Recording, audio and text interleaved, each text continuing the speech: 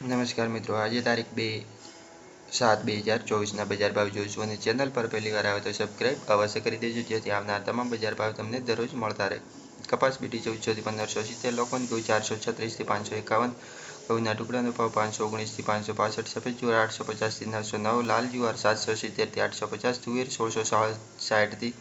2338,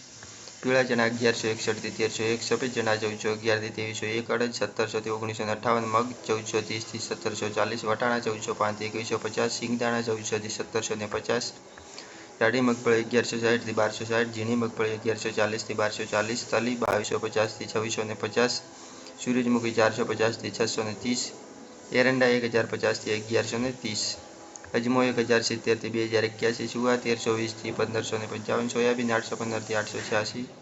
सिंगफाटा 1150 થી 1525, काला तल 2950 થી 3198, लसण 1180 થી 3152,